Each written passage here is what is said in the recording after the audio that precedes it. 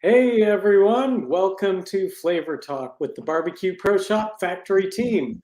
I'm co-host Brian Neale, aka Mr. Freak of Smoke Freaks Barbecue. And I'm Ann Neale, Ms. Freak, and together we're the tongues and testers behind the flavor guide at Barbecue Pro Shop, the world's first online seasonings decoder and buying guide. And joining us is our flavor partner going all the way back to 2019, Mr. Jeff Belmonte, owner of Barbecue Pro Shop. Hey, Jeff. Hi, everybody. Good evening. And tonight our special guest is our good friend and an amazing human being, Travis Patterson of FLAPS 20 Sauces and Rubs. Travis is a Coast Guard veteran, and today we want to give thanks to you and all our veterans for your service. Hey, Travis, how you doing? I'm doing great. Thank you. Thank you all for having me. Thanks so much for joining us. Yeah. And thanks to everyone tuning in, either live right now or on your own time after the fact. We've got a bunch of great topics tonight, but most importantly, a deep dive on marinades and brines and injections, how to use them, when to use them, why to use them, what makes them work. And I know this is a big topic on everyone's mind, especially right now because Thanksgiving is next week. And a bunch of you guys are probably wondering whether or not to brine that bird. So get your questions ready. You're going to learn a ton about the science, theory, practical application of these things we call brines and marinades. So no matter what you're cooking this holiday season, there's a time and a place for this stuff, and we're going to learn all about it. We're also going to learn a lot about Mr. Travis Patterson. So let's start there with a little bit of introduction so folks who don't already know you can start to turn that around. So Travis, where are you in the world and what all are you involved with in the world of barbecue and grilling? Hi, everybody. Again, glad to be here. I'm Travis Patterson, owner of FLAPS 20 Sauce and Rub. Just recently, this year, I retired from the Coast Guard after 20 and a half years. Before that, I was actually in retail and food service, I worked in the meat department. So that's where I kind of learned the love of food. And it always stuck with me through the Coast Guard. They found out I knew how to cook, so they started asking me to cook, mess cook, cook breakfast, lunch, dinner. Then I started cooking special catering things for morale days and just any time that they needed a bigger meal, somebody's retirement. I started cooking it. And then I kind of fell in love with barbecue at about 2017. It was a way to have the camaraderie of being in the military, but with a bunch of guys that also enjoyed cooking. And then history was written. FLAPS 20 came soon after that, and we just started growing the business. So and now let me I'm retired. get this straight. You were 28 years in the Coast Guard, is that right? No, I was 20 years, 20 and a half. Sorry, 20 years in the Coast Guard. So yes. you talked a lot about cooking there. Was that your main gig with the Coast Guard, or was that the thing that you got pressed into service to do because you were good at it? No, I was actually by trade. I'm an aviation electrical technician. I worked on airplanes. I worked on anything that had a wire to it, anything that had electricity going to it, navigation, radio. I even worked on the engines and wheels and everything on an airplane I worked on. In 2017, when I started my career, actually, I loved barbecue and I loved cooking. So I did do a little bit of cooking before I started the aviation gig. But aviation, they found out I knew how to cook. Aviation's kind of a small community. So we only had anywhere from 200 to 400 people at a unit at a time. So it was easy to cook for 250 people. It was just kind of nothing. They had big whole hog cookers that I would borrow, and I'd throw butts on, and I'd keep the coals rolling through the night. And everybody would eat pulled pork sandwiches the next day, and it was just something fun. I got an extra day off for it, so why not enjoy it and enjoy the camaraderie and have a good time, and everybody eat good food. That's awesome. So when I think Coast Guard, I'm thinking boats, probably like a lot of people, and hadn't really realized that aviation was as big a part of it as it is. So I'm guessing you never got to cook barbecue on a plane. Did you ever get to ride on the boats at all, or were you just an up in the air guy? No, I did 2 years, and that's when I started mess cooking and kind of cooking for a galley, a 40 people unit. It was very small. So I cooked breakfast, lunch, and dinner for them, and mess cooked while I was a non-rate. I was on a small boat over in Oregon. It was a boat that actually was made to flip over. It was a high surf boat, totally made out of aluminum. It was a nice boat, but when they told me it was built to flip over, I didn't want to have any of that anymore. So I put my name on the aviation list, and 2 years after that, I was in North Carolina going to school, and then in Mobile, where I spent most of my career. So how about a little bit of your cooking roots? How did you get interested in this whole world of outdoor cooking, barbecuing, grilling, and things like that?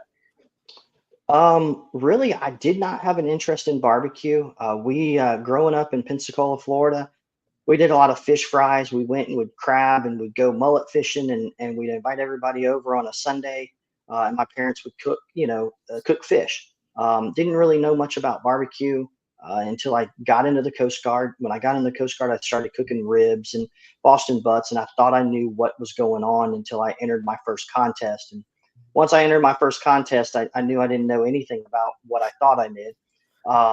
But after I entered it, it was just something fun because everybody would hang out. The military group, we'd have 10, 15 guys, come over to the house. We'd drink beer, play cornhole, and eat barbecue. And it was just something fun. Found a local contest here in right down the road from us, entered it. And that's when I met the rest of the barbecue world and kind of figured, man, this is kind of cool. I like doing this. And one contest turned into two for my first year. I think we did 3 or 4 the next year. And then we jumped in and said, hey, we're gonna ride this out and see where we can take it. And it was a rough couple of years learning how to build boxes, sauce profiles, all that kind of stuff. I had no idea. Half the people that I know now made rubs and sauces. I didn't know what I didn't know.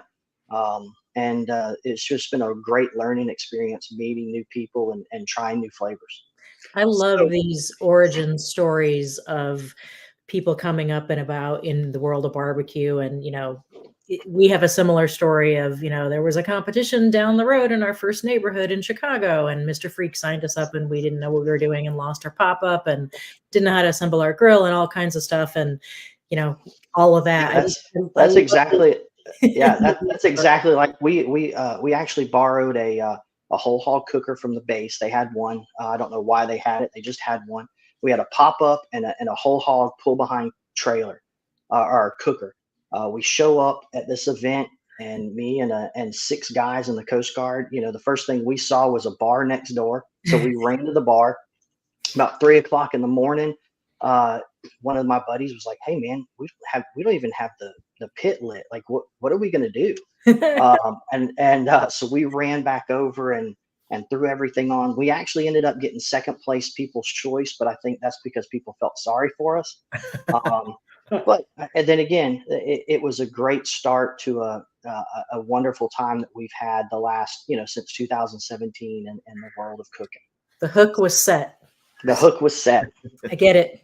So Ann and I have been in the competition game for quite a while, about 8 years. But what I think is really interesting about you, Travis, is that you started out with a taste for competition barbecue, and now you've really kind of grown into you're a real inspiration and mentor to a lot of people in the backyard world who are just trying to figure out how to make the best food they can make at home. And I'm just curious about that transition, or how those two things connect, and how you got involved with that. You got a visitor. I think I've always been one. We always had mentors growing up, or going through the Coast Guard and going through, the military life. You always have the mentors. You always have those people that you look up to, and you always work with ones or work around ones that you don't want to be like. So you filter to the ones that you're, and you kind of try to mold yourself into the ones that helped you out, that went the extra mile. And I think it kind of, once we started into the barbecue world, I had a bunch of guys come up to me, and lived locally here, and we're still really good friends, and we hang out every day, and we kind of do the barbecue world. But that's what they did. They took me under They took me under the wing and kind of taught me where I need to go. So I said, hey, these people took the time with me. I need to take the time with everybody else. And it's been an incredible ride, and somewhat mind blowing, because I still don't think I know everything. I think I'm really eager to learn more. And I just try to tell people when they ask me a question, I take the time and answer. And if I don't know it, I'm going to find you the answer and I'll get back to you with it. And it's just, I think it helps the barbecue family and the barbecue world go around. So Travis, speaking of questions and answers, I've got a question that you, I think, mentioned that from time to time you've been asked about the FLAPS 20 name and what that references and what that means. So why don't you tell folks that are joining what's FLAPS 20 all about as a brand and as a name? FLAPS 20 is not the flaps of a chicken. It has nothing to do with cooking at all. FLAPS 20 is when me and a buddy of mine that actually started the business together. We were both aviation guys, and we kind of wanted to pay a little bit of homage to our barbecue roots. And it was a twofold thing. One, we thought, oh man, we're going to be a veteran company, and everybody's going to buy our stuff because we're a veteran company. Little do we know that 90% or 60% of the guys who make rubs are veterans also. But FLAPS 20 is the setting. So the wings of an aircraft have what they call flaps. They have slats and flaps. The flaps are the back portion of it, and they kind of help the airplane go at slower speeds and increase lift. So we heard FLAPS 20. Every time we came for a landing, we heard FLAPS 20 ready for landing. And it was just something that we heard through our 20 years or 17 years of aviation experience. And it just kind of stuck, and it said, hey, let's just call it FLAPS 20. The Sabi story that we sell to people was during retirement, you set your flaps to 20 one last time and land, and then you're back with your family. But that's really, that's just the sappy part to sell product. But really, it's just the setting on flaps when we go to land. So I gotta say, I'm experiencing a little Bader-Meinhof phenomenon ever since you told me about that. And y'all listening might need to Google that, because I sure did. But ever since you told me this a week ago, I've heard it twice just out in real life. The other night, Ann and I were watching some awful movie on YouTube about this is a real story, apparently. This guy had to land a 767, I think, with no engines. And I just remember I'm falling asleep, and all of a sudden I hear the pilot, we're going to be at FLAPS 20. I woke up and I'm like, whoa, did you hear that? FLAPS 20. And now I hear it everywhere. So. They're worried about eating barbecue, and they're fixed to crash the plane. So is 20 a common setting? I guess that's a lot of landings are going to involve a little. Yeah. So the 20 references the degrees of where the flaps are in relation to the aircraft, or in relation to the wing. However, a lot of it, like the last plane that I worked on and I flew on, it was actually like 16 point something or 17 degrees, but it's harder to say 17 degrees than 20. So usually everybody just goes 10, 20, 30, and 40. And it just kind of, just round numbers that say, and most of the newer aircraft, all it is takeoff, landing, approach. So they're not even numbers. And so most of your airliners are probably takeoff, approach, landing, and they just kind of coincide with the degree of all right. Well, we're getting way over my head, both figuratively and literally. So before we move on, let me just take a minute to welcome some folks who are joining us tonight. Josh Carter, hey. Larry, thanks for joining us. Carrie Ann, hi. Steve Hughes, what's up? Kevin, who else we got here? Nakia, Andre, Josh Michelli, Blazing Star, how you doing? Karen, hi. Jason. Thanks everyone for joining us tonight. Michael Sanders. The Moo crew came strong tonight. Yeah. I appreciate all you guys tuning in. Let's talk a little bit about what FLAPS 20 does, what FLAPS 20 makes, and who are the Moo crew. So Flaps 20, again, we took over the business, or I bought it from my business partner in 2021. Before then, it was just kind of a mom and pop thing. We sold to friends, family, not much of anything else. I dreamed of something a little bit more. And me and my partner talked, and he said, "Hey, you know what? Take it. This is your dream. Do what you want, and it's yours." So we walked away from that and really just kind of rebranded ourselves. We started doing some research on some other co-packers, trying to find a co-packer that would work for us, that could give us the quality product we wanted to. Once we got happy with the branding, once we got happy with the co-packer, we started running what we call our flagship, or what I brought to the table at first, which was our Thriller Griller. It was an all-purpose SPG and a steak and beef rub for brisket. And once we got those back out and kind of recouped from doing the rebranding, buying the business, then we had some stuff in our back pocket, our CPR, which is our sweet Q rub, and then the Flaps all-purpose rub, which is I pay homage to my old business partner, because that was one of the rubs that he brought in, that I really liked. And working with our co-packer, they actually came up with it almost spot on with the ingredient label. I mean, with the ingredients that we had, our flavor profile. Some of those times you send it to a co-packer, it kind of changes a little bit with just the different ingredients they use, but they came on and it was spot on. So we went ahead and launched that, and then we ran the 4 rubs for a while, and then we became needing a marinade. We kind of ran ourselves into a wall with trying to find a marinade that would work for us, and we said, hey, why don't we just develop one?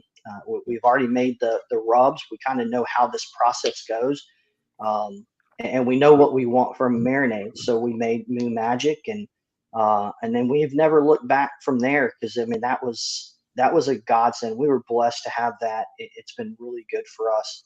And then just recently, our Poultry Palooza, which has been out for a month. And that's going to be it for our line of rubs and marinades. We're not going to make any more of that. We don't need to make it. We're not trying to corner the market on anything. We're not trying to take shelf spots from anybody. We just put out product that we thought could complement the things that were out there. We didn't put in. Oh, sorry, go ahead, Travis. Who are your products aimed at? Like, what part of the market are you trying to reach? Out there in the world, there's 340 million people in the country. Who needs Flaps 20? Well, at first, like I said, we were really looking with the name. We were looking for, the aviation military type to support an aviation veteran-owned company. Once we started getting into the barbecue world, we found out that, hey, our rubs and sauces at the time fit another niche. So we started talking to barbecuers and saying, hey, what do you want to use? What do you like to use? And then we started finding out these things called profiles. We just had started with barbecue, so we really didn't know, flavor profiles and all that nonsense that people were talking. And then we started learning more and more and picking up more. And then we said, hey, you know what? We got something for you. Try this. And it would complement the things that they were using.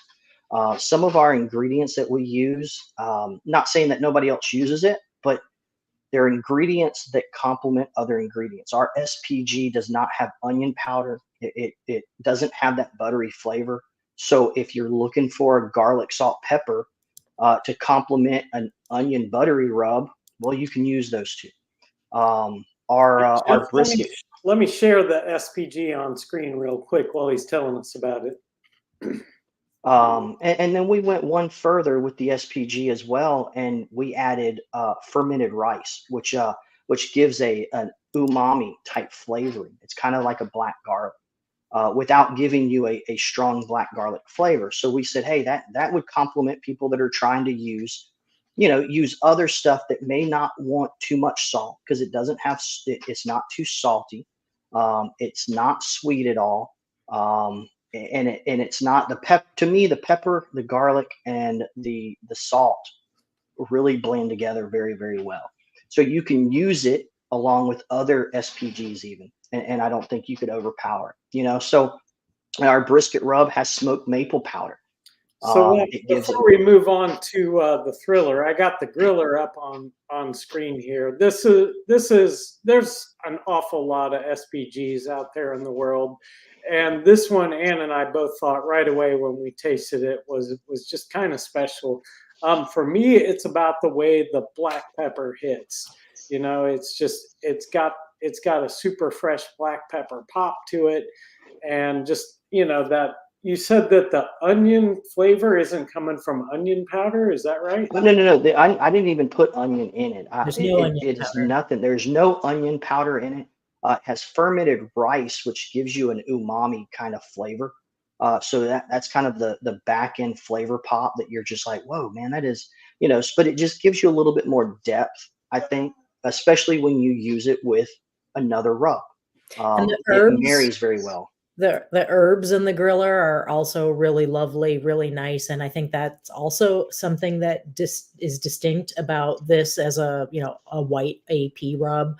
Not every white AP rub has herbs. So that's, just another nice thing. And you can pair that, as you said. I don't know if you can pick up on that in the kind of macro photography, but that was just really lovely. And, we do all of our flavor guide testing on boring pork chops that just need, flavor to kind of understand what's at play with when you add fire and flavor, to the raw rubs. We always cook with them. And boy, those pork chops, when we did our flavor guide testing, they're outstanding. Yeah. And that was kind of, he alluded earlier, who did I make it for? I made it for the everyday griller as well. Something that you could add really quickly to something and add that extra depth of flavor, add something that you don't normally get with another store-bought rub, not necessarily a competition rub, because a lot of us when we started didn't even know about competition rubs.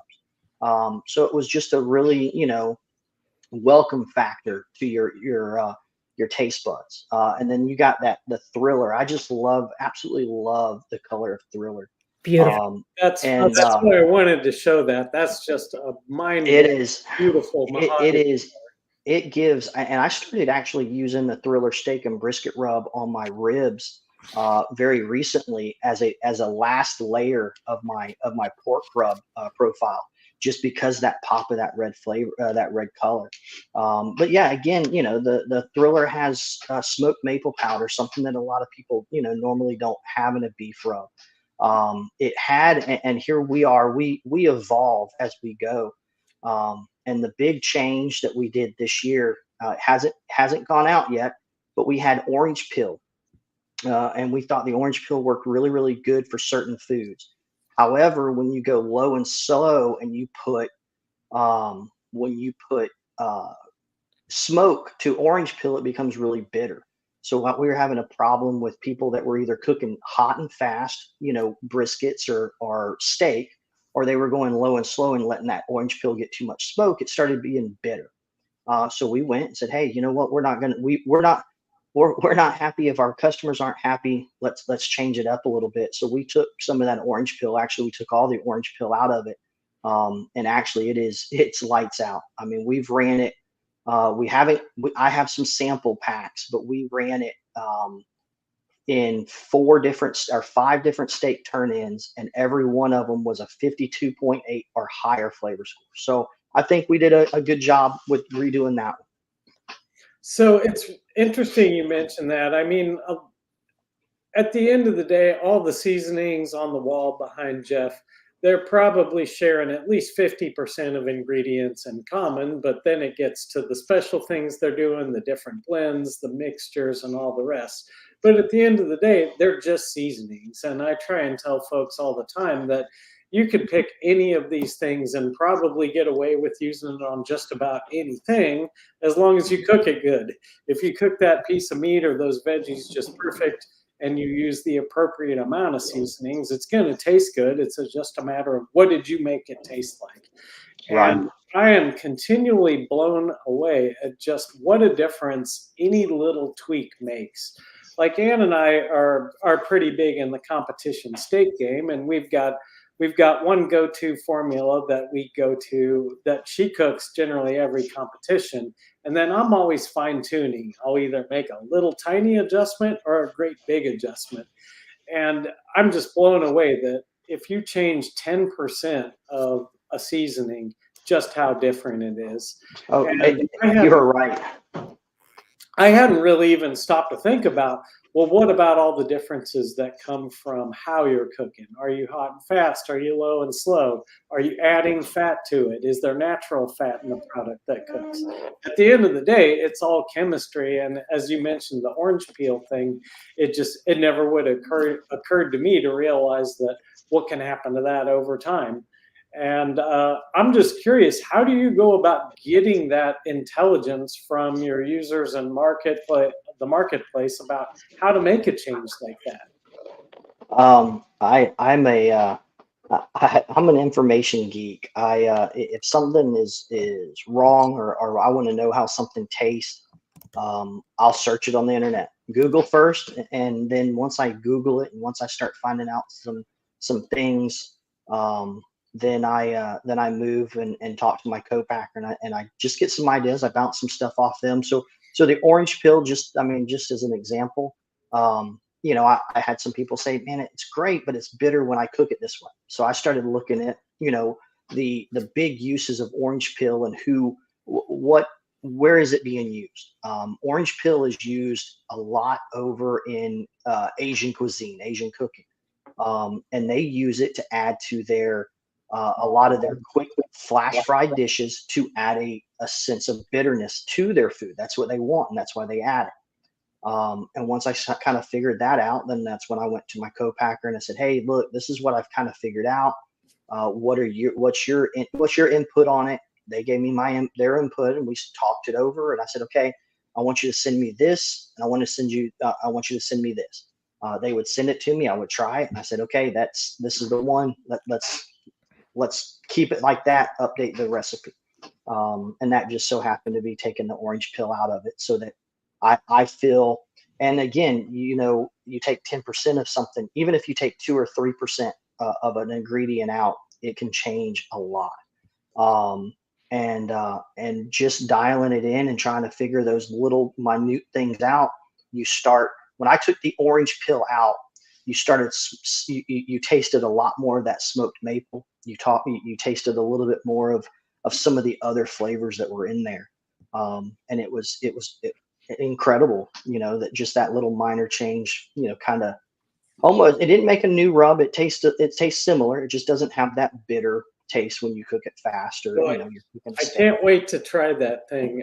Let's switch gears and get into some marinades, injections, brines, because I know you got a couple of great ones. I've had the opportunity to play around with both of them a little bit in the last year, including as recently as tonight, as we're talking here on live stream. Ann and I've got our practice turkey going out on the smoker. I'm sure we're not the only people who practice a turkey the week before Thanksgiving to get their flavors and their timelines dialed in. But right now we got a bird in the smoke that is got the Poultry Palooza brine going on. We put that on last night, and I gave it 16 hours. And what I am first wondering is, what happens to a turkey when you put it in a big bag full of Poultry Palooza for 16 hours? What's going on? It's gonna suck up some of that salt. And that's like before anybody made brine, before anybody, commercially made any brine. Brine consisted of really two things, salt and sugar. And then through the evolution and people using fresh herbs, and people started putting thyme in it. And really the thyme, the other kind of herbs that you put in there are very, they were more of your sensory organs where you smelt it before you tasted it. But it imparted some flavor into the skin. But really the magic was happening with the salt and sugar. Salt actually can penetrate the skin, soak and absorb into the meat muscles and the fibers, and it and with salt, it also brings moisture. So it would suck it in there, and it just makes it for a really flavorful bird. a really juicy bird from the inside out. And then, once everybody figured out, hey, we can, put sugar and salt and mix it up and then sell it commercially, then you don't see as many people these days, adding the time, because the commercially bought ones already have some time. They already have some of those herbs in there. And yeah, it just sucks it in. Now, what people don't realize is a lot of their birds, they have to kind of watch out, because you can only saturate a piece of meat so much, and then it won't take it anymore. Yeah. So did I already ruin it? I was 16 hours on. No. 16 hours is good. But what a lot of people don't understand, and this goes with pork too. People that inject pork, people that inject tenderloins, people that inject some chickens and other poultry products. Some of those have 10%, and you read on the label and they say, up to 10% or up to a certain percent of sodium, or some kind of simple brine before they even leave the factory. A lot of frozen turkeys have some type of brine in them. Yeah. So you just got to be careful with your mix ratios. That's the only thing. I wouldn't worry about it oversaturating it. But I would worry about if you get a turkey that's 10% just salt brine, and then you're adding, a full strength brine to that, and you're letting it sit for 24 hours. Make sure you know what kind of meat you're buying. And a lot of people that talk about pork, oh, my pork is really salty. Well, what'd you do? Well, I injected it. However, that pork loin already had, some kind of flavoring already pumped in it, or already had some kind of saline solution that it was brined in prior to you buying it. You just got to kind of watch those things. So I think that's a really good point for everybody who's tuned in tonight, trying to figure out some turkey tips and how to end up with the perfect bird. When people ask me, like, what should I do with my turkey? There's always two things I want to know right off the bat. And one is, what kind of turkey are you cooking? And that really speaks to what you're talking about. Did it come in a bag full of salt water already? Or is this, a fresh turkey? Was it frozen? All of those things matter. And then the other thing I want to know is, how are you cooking it? Because if you're deep frying it or cooking it in a smoker low and slow, those are two totally different things. Right. And I'd love to know your philosophy on when is a brine for turkey most important? Like, when is that going to benefit you the most? The most. I actually think brining a turkey is the most beneficial thing that you can do. If you don't want to inject, don't inject. A lot of the injection will actually, because you're sticking a hole into a bird, you're pumping it full of juice, and therefore you're going to do one of two things. Some of it during the heating process, the bird shrinks, or the breast or the legs or the thighs, they shrink up. Some of that juice is going to come out. Another thing, though, and a lot of people don't realize, is when you inject it, if you hit a pocket or in between two pieces of breast meat, and maybe there's a pocket of fat, that injection can sit there. And if it doesn't heat enough to liquefy again, once it starts cooking, it'll stay in that pocket, and it'll just congeal, and it'll make this thick, almost like a jelly, almost like a injection jelly. So when you cut it, instead of it being clear, nice, natural looking juices, it'll be yellow. Or so you just got to be careful with injecting. Brining, not so much. You can leave it in there for 12, 16, 24 hours. Again, it's only going to take as much salt as it will take, or as much moisture and flavor as it's going to take, and it won't take any more. Travis, I think I've had that experience injecting my KCBS chicken and just experimenting with, different products. And it I don't know what I did, but it was, like you said, it was like jelly. It was maybe a bit thinner than Jello, but just thick and gloopy and just not at all, right. So thank you for your product. And a lot of people, if you use a butter, and what I try to do is if I'm going to brine and I'm going to inject, I try to use a lesser flavorful brine, just in case that happens, because the more flavor you put in with your brine, the thicker it's going to be. If you just have salt, or if you just use chicken stock's probably not going to congeal. But if you put in a heavier brine that has a lot of other ingredients, and it doesn't, it mixes well, but once you got to think, this stuff's just going to sit in the bird for a couple hours before it reaches, or before you put it on a grill. So it's gonna, some of that moisture is going to come out, and it's going to start getting thicker. So you just got to think. That's where I would think the cooking process is going to matter. If you're cooking at 225, it's going to sit at a lower temp for longer, so more chance for it to congeal. But if you're going to fry it, it's going to be fried a little bit quicker. So let's talk just some terminology differences here between, so there's a lot of terms going around. We got injection, marinade, and brine. Are those three different processes for the same thing chemical wise, or are these three different chemical processes? What does it all mean? All right, three different things. Injection, and you can use a multitude of products for an injection, from straight up some of that Creole butter to a watered down brine mixture, to an actual injection mixture. A lot of those injections have what we call phosphates in it. Phosphates kind of hold on to some liquid and hold on to some moisture. You take those and use a needle and actually put it into your meat, be it a brisket, be it chicken, be it a turkey. So why do You're you shooting it. What's the rationale for doing that? Sticking a needle and pumping it full of something. What you're doing is you're imparting flavor into each individual piece of meat, instead of hoping that inner breast meat or that inner thigh meat or those legs get some of that brine in there and some of that some of that salt mixture. You can add and impart more flavor to it. So you can't brine a turkey with butter. It's just too thick. That butter's not going to soak into it. So if you wanted to use a Creole butter to impart flavor into the meat, you would inject it. So you're going to put different flavors into the meat, to where each individual meat, it's almost like taking a salt shaker and just pulling back the layers of the meat and adding a little bit of salt or a little bit of seasoning. You just put it in there with the needle. Okay. Brining, on the other hand, is all you're doing is you're soaking it in some water that has some type of flavoring in it, some kind of brine. Usually you would, like I said, a salt, sugar, and then other additives, a Poultry Palooza. You mix it, you put it in there, and it's going to help absorb the moisture.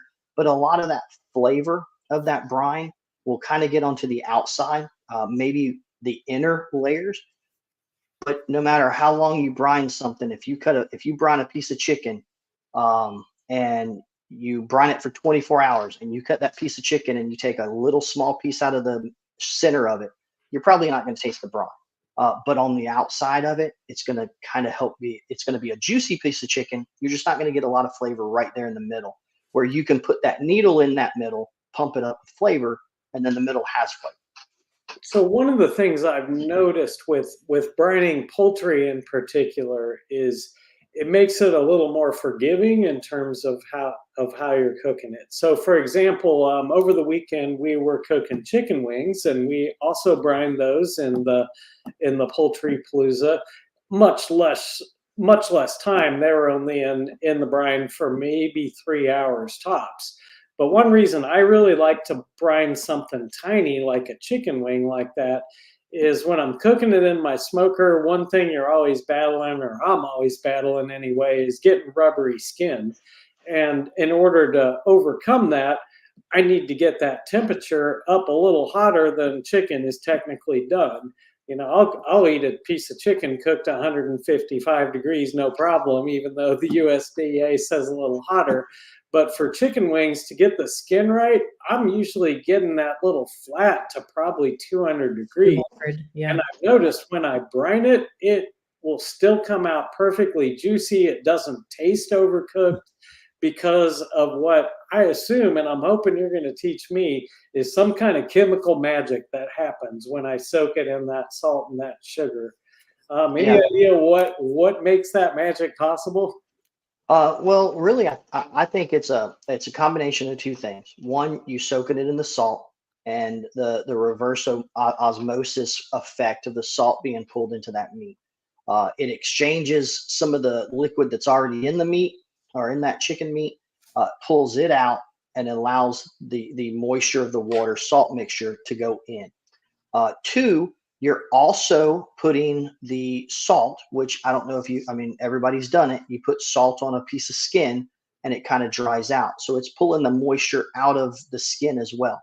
So when you put it on your smoker, and this is my belief, it helps crisp that skin up quicker, so that if you have a solid piece of skin all the way around, the moisture can't go anywhere except stay in. So you're not getting a lot. You're not getting a lot of that moisture to leak out. It's staying within the chicken, making for a better bite and a juicier piece of chicken. Brian, did you catch the literal juices running down people's chins? And Jeff, did you happen to notice that? I mean, Yeah, on more than one occasion, we had to go get a paper towel. Yeah, and it's something I've always done on chicken wings is I brine them because of that reason, because I like to actually char the outside so it's really crispy and I, you know, because you almost get like that deep fried effect. But we always do like bone-in chicken breasts at home, and we always brine them. And we have the exact same experience that no one is, you know, when people come over for dinner or whatever, they just can't believe it, because when you put a good rub on it and you brine them, the flavor in those things is just amazing. And same thing with the turkey. Whenever we slice a turkey on Thanksgiving, people just can't believe. They're like, I've never had turkey like this before, because when you're slicing that breast, it's just still filled with all those juices. And that really makes a difference. If you haven't, I mean, if the people out there have not tried it, this is the year to do it, because it's really a no-brainer. You know, it's not that hard to do. Do it, folks. Yeah. So Travis, how are you going to do your turkey next week? Are you on the hook to cook one, or is someone else taking care of that? Yeah, Travis might not be doing a turkey. What are your plans? I actually did a turkey a couple days ago, but I'm probably going to end up doing another turkey, or at least a turkey breast for my family, or for the immediate family that's going to gather around. And I'm just gonna do a very simple. I'm gonna brine it, of course, with some Poultry Palooza. Got to. What's the ratio you like to use with that? How do you like to mix it up? Is it water? Is it chicken broth? What's your process? I use water. And the brine is we're on the right track, man. That's what we did. And I'll tell you, you can use anything you want. You can use apple juice. You can use any liquid. Kevin tonight used apple juice. I'm waiting to see how, if he texts me after the show and tells me how that goes. But you can use really anything. My thing is, depending on how you mix it. If you mix it too strong, it's going to be salty already, of course. And then you add a salty chicken broth to it, or a chicken stock to it, you're gonna get mad, and you may never use my product again because you say it's too salty. You know, so I always recommend going water first. You can always add or subtract the product. You just cannot always take away the salt if you use something that's salty to mix. Yeah, now, that's great. That's great advice. And brine and stock is all well. I mean, use it. Maybe just dial back on the brine. But I mix for KCBS. I usually mix 3 tablespoons to 16 ounces of water, and that's just for, you know, soaking legs. This weekend, or when I did mine, I did I think a 1/4 cup and 2 teaspoons with it to mix 32 ounces, or it comes up, the equation comes up to 3/4 of a cup to 64 ounces, and all that's found on the website if you know, and I'll share it with Jeff so he can put it up as well. And those are 3 ratios that I see people using it. You know, if you're going to do a turkey, you probably need 64 ounces. If you're going to do a chicken, you might need the 32. And if you're just doing legs and thighs for a competition, you may only need the 16 to 20 ounce. So one thing that I think really stands out about Poultry Palooza versus, you know, just a traditional brine, which is basically sugar and salt, like you said. I mean, definitely salt. That's what brine means, right? Brine is salt. Yep. And then there's often sugar in it and maybe herbs and other stuff. This Poultry Palooza, it actually tastes good. If you stick your finger in the bag and stick it on your tongue, you're not going to come away going, oh, that's really awfully salty or anything like that. It actually tastes like a product you could put on food and cook and eat. Yeah. And actually, what's really funny is I did that too. I stuck it to my tongue and I was like, man, you know what would be good? And we actually added like a 1/4 cup to a little thing of flour and like a teaspoon of cornstarch, and we mixed it up and we made a chicken batter kind of out of it, just to have that kind of flavor. And then I was thinking, if I add, and again, I'm just a guy, I do a lot of internet searches. I'm trying to figure out how much cayenne pepper I need to put with it so that I can do a crawfish boil. Because I think it has everything else in there that a boil would need, like a shrimp boil. It just doesn't. It needs some spice. So I'm trying to figure out the ratio, and when I find it, I'll let everybody know. Hey, add a quarter. Add a quarter cup of cayenne with this much, and boil some shrimp with it, because I think that would be good as well. Yeah. So you can. I mean, it looks to me like it's a lot of the same stuff that's in a lot of different other kind of seasonings. It's just at a different consistency that's made to dissolve into water and be used as a brine. I'm curious about the salt that's in there. Is it a special kind of salt or regular table salt, or what do you use in there? No, it's just a regular table salt. We didn't go. There's a thing that we learned when we first started doing the co-packing and learning how to do seasonings. And there's certain things that you spend money on, and there's certain things that you don't spend money on when you're talking about seasonings. And there's also things where if you take table salt, and table salt tastes totally different than any other variation of salt. If you use a coarser sea salt, some of those don't blend as well.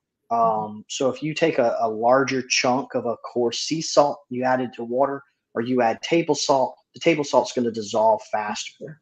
There's less surface area, and it's just going to, so some of the things play well with our seasoning rubs where we use a coarser salt, because it has the time to melt into the meat. It has time to actually, penetrate.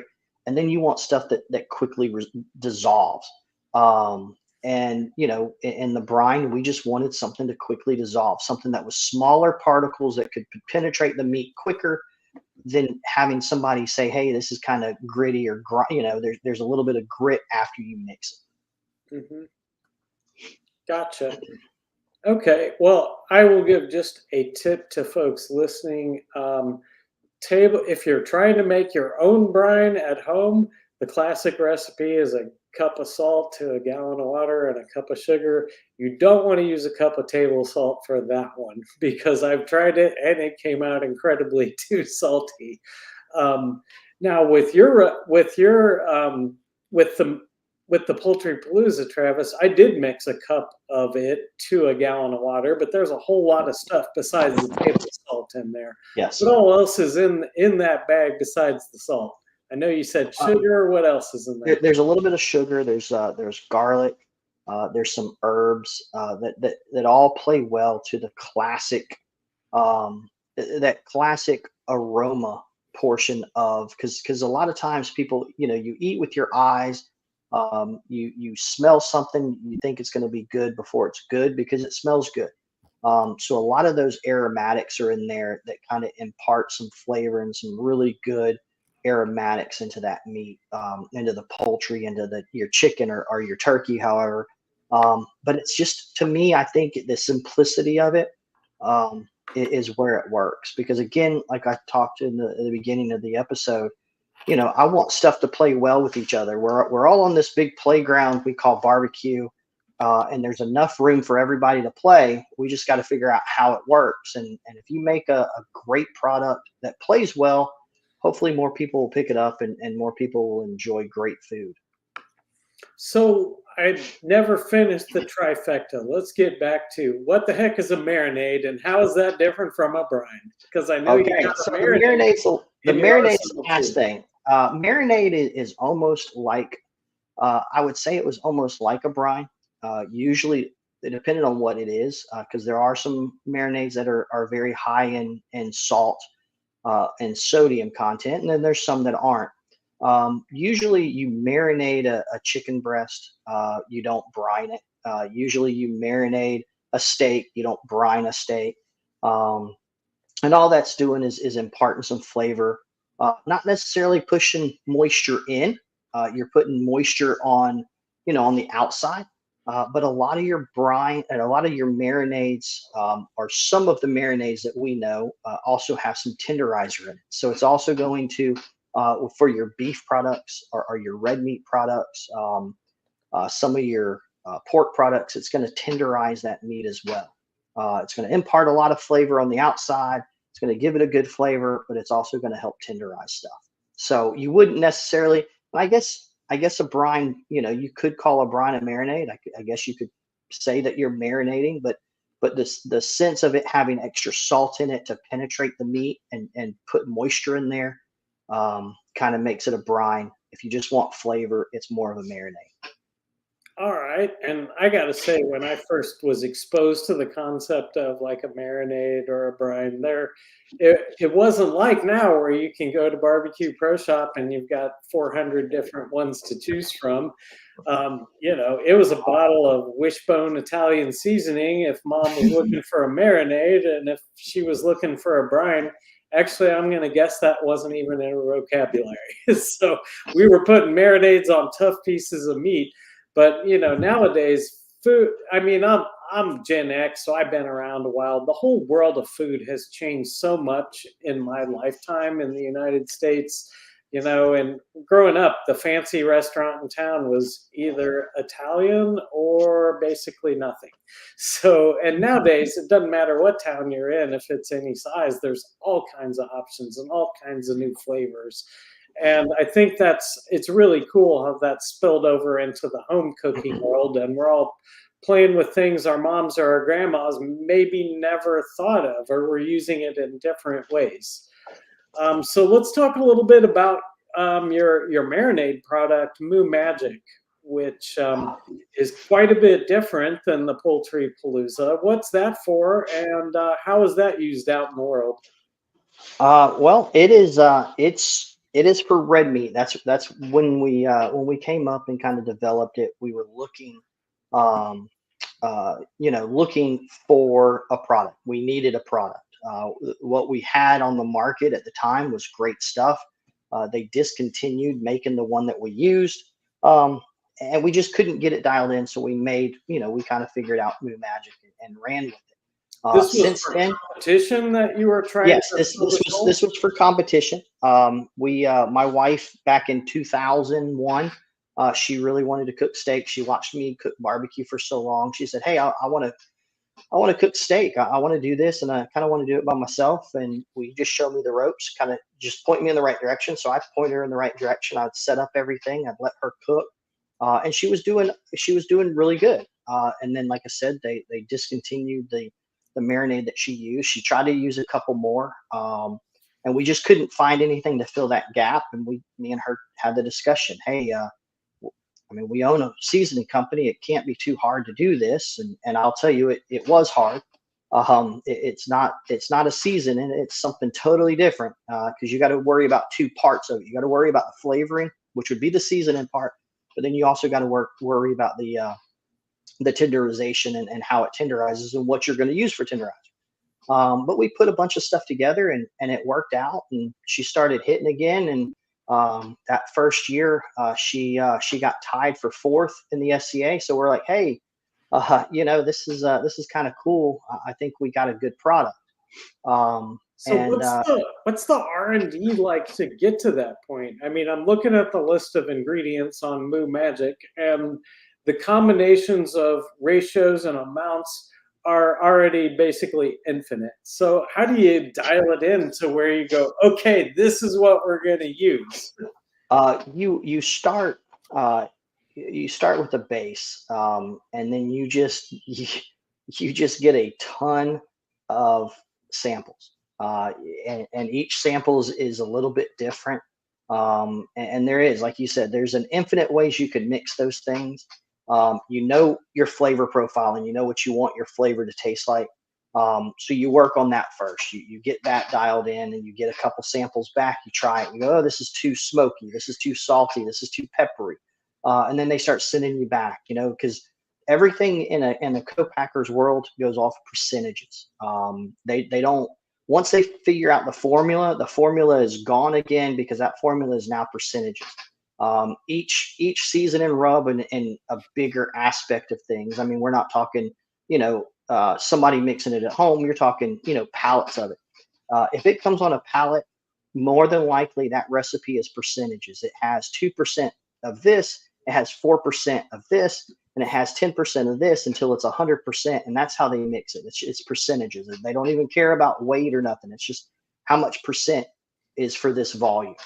And then once you kind of dial it in, you say take 1%, 3% more of this, take this totally out. And once you get that flavor, it is, it's good. You're like, okay, that's the flavor I want. Let's start talking about how much tenderizer we want, what kind of tenderizer you want.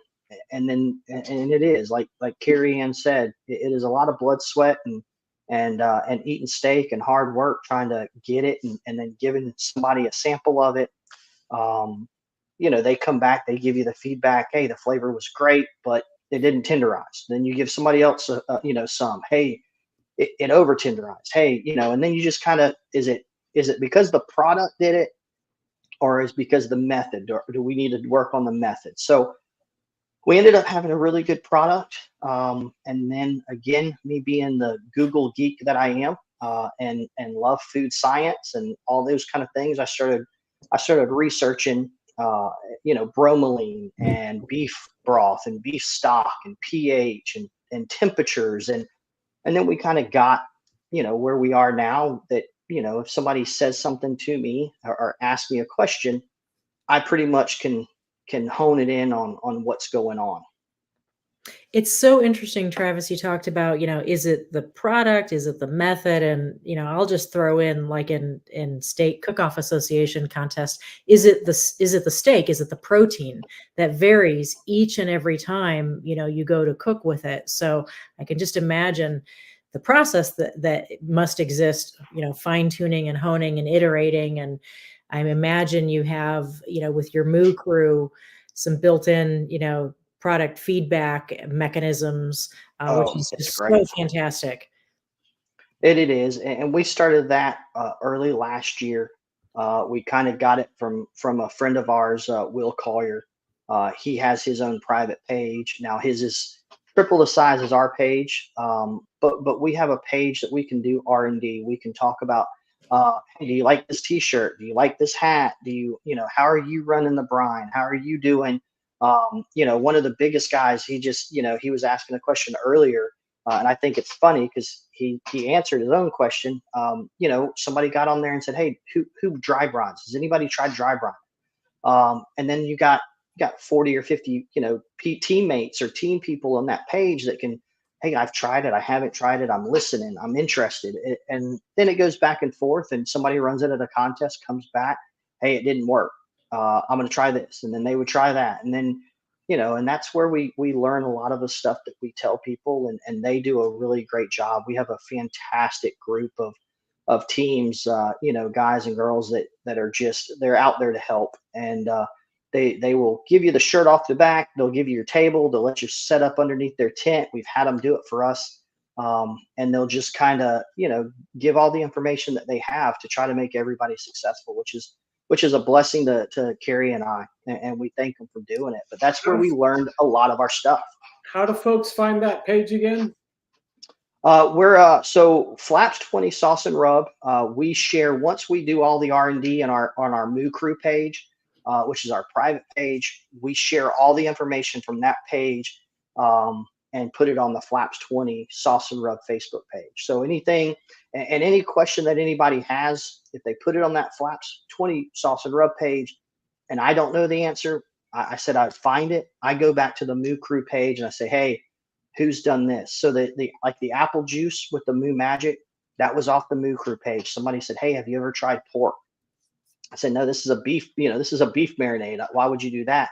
I have a KCBS team that runs it exclusively on pork. And I don't think they finished outside the top 5 in the last 3 months that they cooked KCBS where they're from. And they run it on pork, but that was an apple juice thing that I learned from the Moo Crew page, so I kind of shared it with everybody on our business page. And this is one of the things I really love about your brand is just the ability to access you and your community and learn specific, tips, tricks, and things about how to use your products and really how to cook more broadly. There's got to be thousands of barbecue seasonings out there in the world, and there's a place for all of them. But it's not like I can turn to McCormick and get more than just recipes on the blog. With you guys, I Right. can get specific feedback to specific questions or problems or things that I'm just trying to accomplish. And the line in general, I don't want to leave folks with the impression that this stuff's only for competition, because it's definitely not. The CPR rub, that is one of my personal favorites for just if I'm cooking a rack of ribs at home. To me, that's a great balanced rib rub that I can use all by itself. It's always tempting for me to want to put 3-4 layers of stuff on everything just from my competition background. But with the flavor guide stuff that Ann and I do, we're kind of forced into doing one thing at a time so we can see exactly what that tastes like. But man, that's a killer pork rub. It'll hold its own. CPR on salmon. Yep. I remember when you cooked it. Yeah. And that's what I like. And that is, so I make competition quality rubs for the backyard. I want, and that's why I started the page. In all honesty, I love, talking competition. I love talking, but I like helping more. And if somebody gets on the page and says, "Hey, I see how you guys cook those ribs. How do you cook them?" I'll take the time and tell them every step of the way and kind of, hey, use this product, because I'd rather somebody be happy and cooking with my stuff at home, in the backyard, feeding their family. I mean, that makes me just as happy as somebody, getting a 180 in the KCBS or a perfect score in the SCA. It's just, it just feels good to know that these guys that kind of grew up, Gen X guys, that grew up watching Barbecue Pitmaster, that's always wanted I want to taste a rib like that, but I've never been to a barbecue competition. I can't. Well, yeah, you can. Just hit me up. I'll walk you through it any day, or, I got friends that will do it too. And at least get that experience to where you don't have to go to Chili's and Applebee's all the time to get your food. You're cooking better stuff than they are, in your gas grill on the back patio with your friends. Yeah, and I try and tell people all the time, it's surprised me at just how quickly that progression is to becoming a great backyard cook if you really focus on it. You need to focus on, I always tell people, first thing, just worry about your fire. Whether you got a gas grill, charcoal grill, no matter what you're cooking, learn how to manage that fire. And then the second thing to worry about is how to know when it's done so you can get it off there. Yep. And then the rest is just art. That's your own flavors, your own preferences, your own things you're going to bring to it. But as far as technical stuff, if you can master those two things, you're ahead of Applebee's, to be honest. Oh yeah. Yeah. Yeah. My big saying that I try to use, on my Instagram posts sometimes, or any video I make, prep work makes the dream work. Learn how to prep your food, learn how to prep your protein or your vegetables or whatever, learn how to prep your grill to get it right. And then everything else will follow. Everything else will just be there. Just do the little extra work beforehand, and you'll be happy with the product each and every time. You are so right, Travis. I have got to have everything in its place at home, at a competition, wherever. And once I have, all my stuff laid out, my mind is in a better place to focus and have fun and, bring the love and joy, out of cooking. So thank you. So for everyone tuned in tonight, thank you so much for joining us tonight. I hope you've been following along in the comments, because there's some really great tips in there. For example, I think of Moo Magic as a competition steak product, but I just learned from Brennan that 30-minute soak on my next tri-tip is going to work wonders for that thing. And I'm sure there's a lot of other great ways to use this stuff. In fact, I don't know, I shouldn't be telling you guys this, but the Poultry Palooza I'm actually going to try that as a little finishing dust in my next competition outing, because judges are just looking for flavor explosions. And if you sprinkle a little of that on top of your product, you're getting a flavor explosion. Hey, I hate to tell you this, but I think there's somebody in the comment section that's in this room that may or may not have already sprinkled a little bit of that. I haven't seen his name, but I did get reached out to 2 weeks ago and said that they sprinkled a little bit of the Poultry Palooza on their steak. Nice. I'm not surprised. So let me just, a tip for everyone out there. All you got to do to know if something is good is stick your finger in the bag and taste it. If it tastes good, you know it's good. Now, that's not necessarily what's going to happen when you cook with it. It's going to change, but you can tell right away, like, what's going on with this, and is this something I want to put on my food? And all your products are amazing in that respect. Travis, I want to thank you so much for joining us tonight, giving us an hour of your night, and helping illuminate some people about how to use Brine's injections and marinades a little bit. Yeah. Anytime. I thank you guys for inviting me. I've enjoyed it. I've enjoyed all the comments. And again, not to plug my own business site, but FLAPS 20 Sauces and Rub on Facebook if you have any other questions. And you can find all my products at the Barbecue Pro Shop. It truly is a great resource, both your website and that Facebook page. So encourage everyone to check it out. Happy Thanksgiving to everyone coming up next week. Thanks to all the veterans, and happy Veterans Day just coming off that. And thanks most of all to you, Travis, for joining us tonight. Have a great night, everyone. Thank you. Good night, everyone. Appreciate all your hard work. Thanks. We'll see you next month for the next edition of Flavor Talk. Good night, everyone. Good night.